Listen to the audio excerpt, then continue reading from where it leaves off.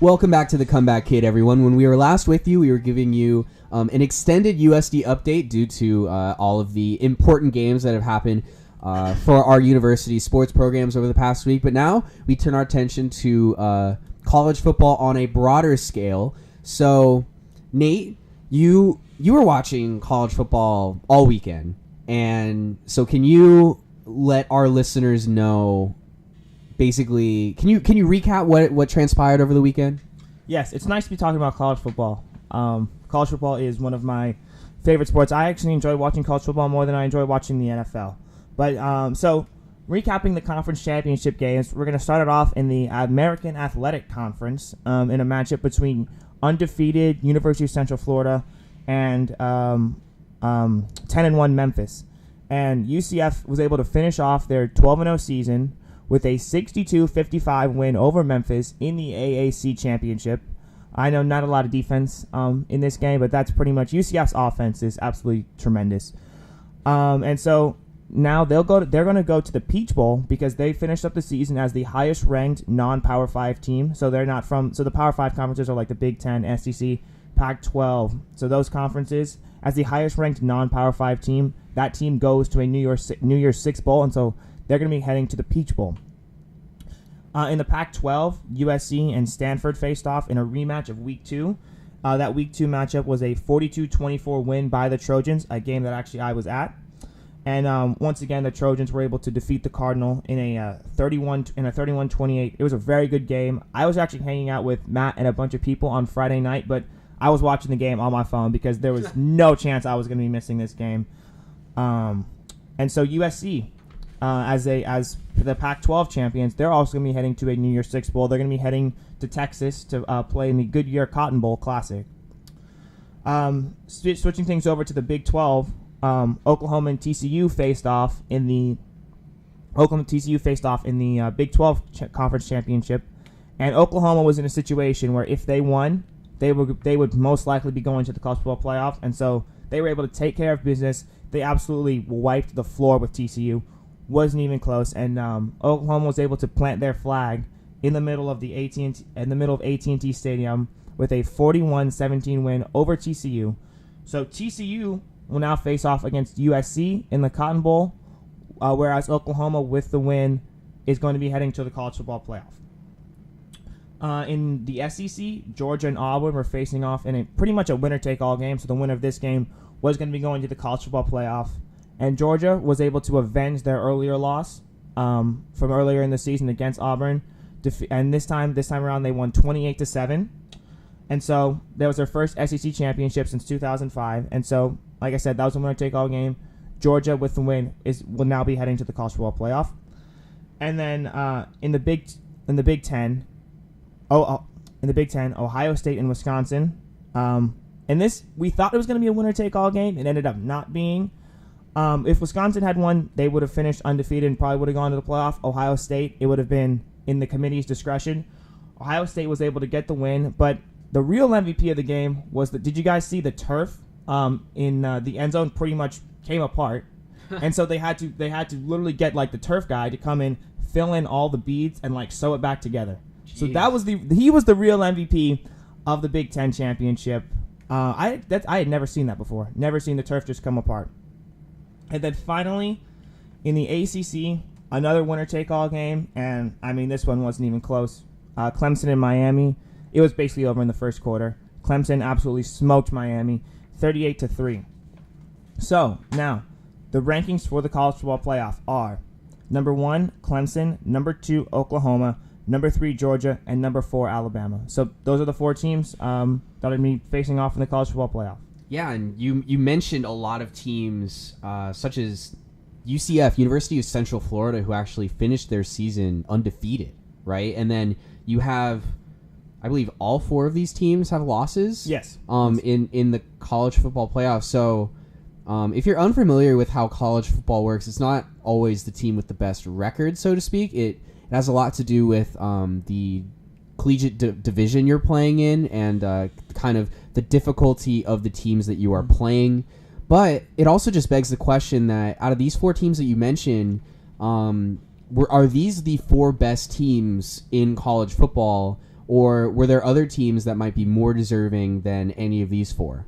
Well, I think that these are the four best teams in college football, but that question of best versus most deserving is a question that's pretty much been asked every single year of the college football playoff. I remember the first year, TCU finished the year undefeated. No, TCU finished with one loss. I'm sorry. Ohio State finished with one loss, but Ohio State jumped TCU in the final rankings. Ohio State ended up going to the college football playoff and ended up winning the national title. Last year there was the debate as Ohio State with one loss or Penn State as a 2-loss conference champion, and that was actually kind of the same debate that happened this year between Alabama and Ohio State.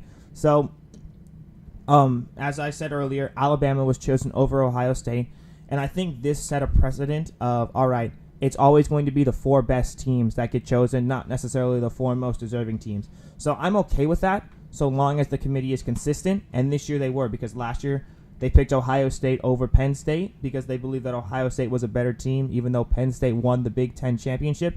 This year they chose Alabama over Ohio State, even though Ohio State won the Big Ten championship, because they believed Alabama was a better team. So I'm all right with that. Just be consistent. However, in my ideal world, there would be an 8-team playoff, because I don't feel like that 4 teams is enough to give every team that deserves a shot at a national championship a chance to win a national championship. You look at a team like UCF, who went undefeated, but because they play in a lesser conference, they're not going to get a chance to play in the college football playoff because their strength of schedule isn't as good. So, in my ideal world, we would have an 8-team playoff with the 5 Power 5 conference champions, the highest ranked non-Power 5 team, and two at-large teams. So in this case, it would be the five conference champions that I mentioned earlier, UCF, and then Alabama and Miami would be the 8 teams. Those 8 teams would face off in a playoff, and that would determine who the national champion is. And I feel like that's better because A, you're giving a team like a UCF a chance to fight for a national title, and B, I think you would see less complaining in an 8-team playoff because, frankly, if you're not one of the best 8 teams in college football, you don't deserve to play for a national championship, and I don't want to hear it. Mm-hmm. I think it would be really interesting if UCF goes out and beats Auburn.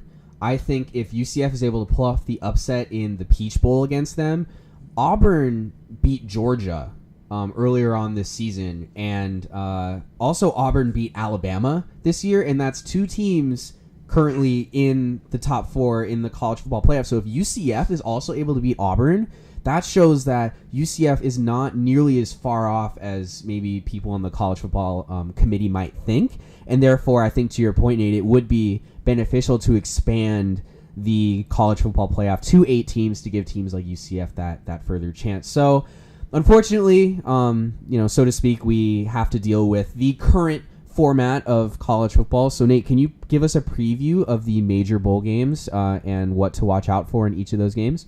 Yeah, so gonna start it off with the first New Year's Six game, the game that you mentioned, Auburn versus UCF facing off in the Peach Bowl, and this is going to be UCF's coach Scott Frost's final game as the coach of UCF. He's actually, after this season, he's going to take the head coaching job in Nebraska, and so you know what, I see his guy sending him off with a win. You know, anyone could say, well, clearly Auburn's played better teams in the SEC than UCF has played in the AAC, but I think, have people forgotten when Boise State beat Oklahoma or when Utah beat Alabama in back when we had the BCS? I think that one of the beautiful things about college football is that really anything can happen. I mean, sadly, I remember as a Michigan fan when Appalachian State went to Michigan and beat us. So I'm going to go with UCF. I think they're going to play really hard for their coach in his final game, and I really think that they're going to get the win.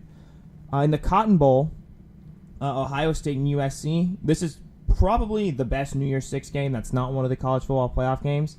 This is 2 teams, both conference champions, that feel like they deserve to be in the college football playoff. I'm going to go with USC. I think that they're just a little bit more talented on the offensive side of the ball, and I think that Ohio State hasn't had to face a quarterback as good as Sam Darnold the entire year, and I think he could end up picking apart that Ohio State secondary. In the Fiesta Bowl, Penn State and Washington, two very good teams, both teams that had, I think, disappointing seasons given their success last year. I'm going to go with Washington. I haven't watched too much of Washington this year, but what I saw from them in the Apple Cup against Washington State, I mean, they absolutely smoked Washington State. Jake Browning, I think, is one of the best quarterbacks in college football this year. And like I said earlier, with Ohio State having not faced a quarterback as good as Sam Darnold, Penn State has not faced a quarterback as good as Jake Browning. I think he's absolutely going to pick apart and torch that Penn State secondary. So I'm going to go with Washington. I'm really liking the Pac-12 for some reason. I don't know why, even since I am a Big Ten guy. Miami versus Wisconsin. Again, both teams that are going to be disappointed that they weren't able to take care of business in their conference championship games and get to the college football playoff. So I'm going to go with Miami. I think that Wisconsin is going to still have a little bit of a hangover from that Big Ten championship game, versus I think Miami is going to be fired up because they feel like they blew their chance. So I really like Miami. Malik Rozier, quarterback of Miami, is absolutely tremendous, and I'm excited to see the turnover chain. I'm a big fan of the turnover chain, and Wisconsin hasn't faced a defense as fast or as good as Miami all year. Alex Hornibrook is a good quarterback, but sometimes he gets a little flustered, and I think with those big Miami linebackers flying around, he's not going to have a very good game. Now getting into the college football playoff, the big one. Georgia and Oklahoma in the Rose Bowl.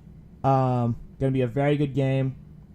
I'm a big fan of Baker Mayfield, but he has not faced a defense as good as Georgia, whereas Georgia has a very good defense, but they have not faced an offense as good as Oklahoma's all year.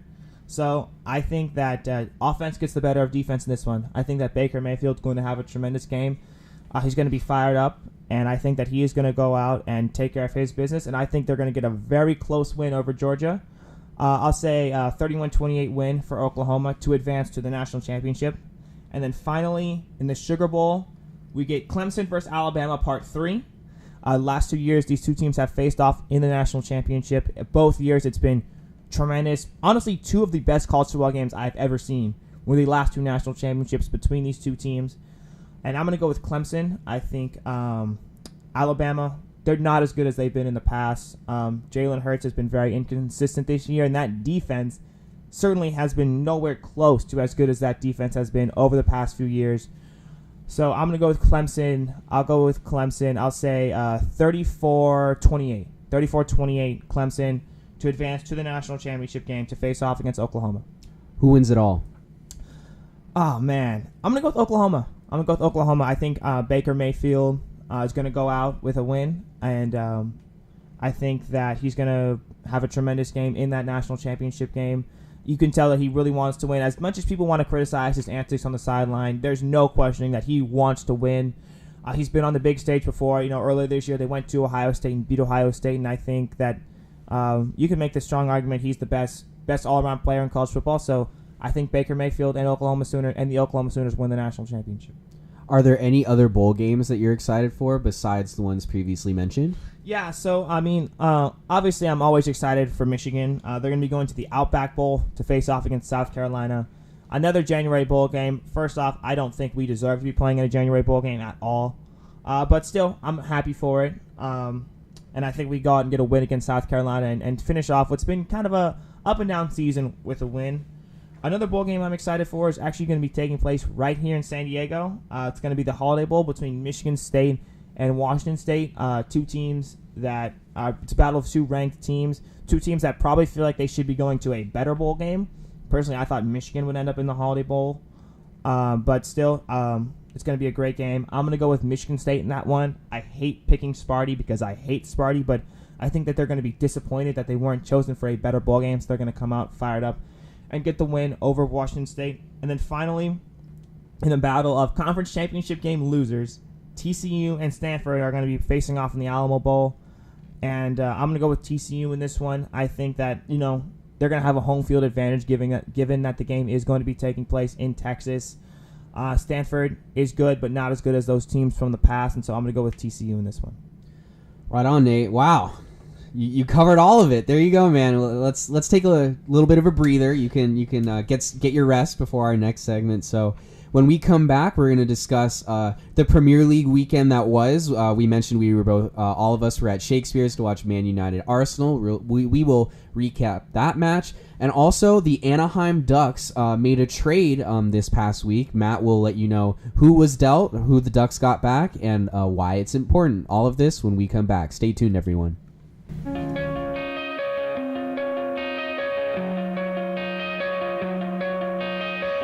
Coming out of my cage and I've been doing just.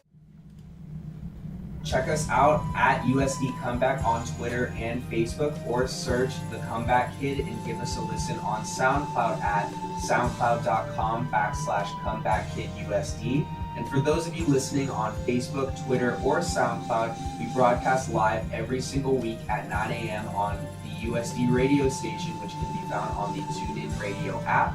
TuneIn is available on both Apple and Android app stores. Once you download it, just search USD Radio, favorite that page, and you'll have access to USD Radio wherever you go.